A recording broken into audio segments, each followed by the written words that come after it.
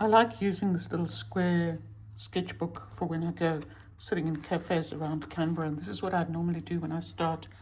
I just do a few little test swatches to see what the medium is going to look like, and here I'm using inks which have been diluted. So when I go to the cafes, I just draw whoever happens to be sitting across the way from me, and I suppose my signature style is most probably the lettering. I like this chunky font, and I always include the date and the time and the temperature and some note about what the drawing was about. So when you look at my works, you'll see this colored background, and then I put the figure in on top of it. This is actually one where I was a little bit more arty and just drew a bunch of flowers sitting on my table. But this was actually a demonstration that I attended, so I sat and I drew the people at it. And I've been adding washi tape just for a little bit of extra zing to my drawings. This one was pretty full on because I had this big Coca-Cola fridge in front of me, and then this chap sitting to the right in this little cafe which had a lot of lettering. As you can see, I like lettering. And this is a slightly different one, a little more serene, with these two ladies sitting having a quiet chat, and my range of random colors in the background. And here I am at Casey Market Town with two gentlemen having a catch-up, and it was quite nice to draw the little serving hatch, and I do like to add a bit of some speech bubbles as well.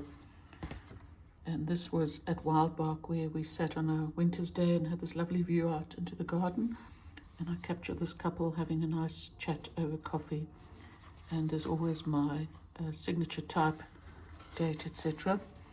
This was one I quickly captured at the Belconnen Mall. As you can see, this man's going up the escalator, and the man sitting next to me was busy chatting on his phone. So I quite liked that morning scene.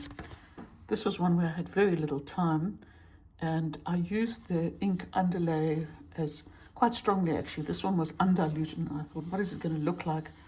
But in fact, it turned out quite nicely with just this very simple line drawing of the man on top.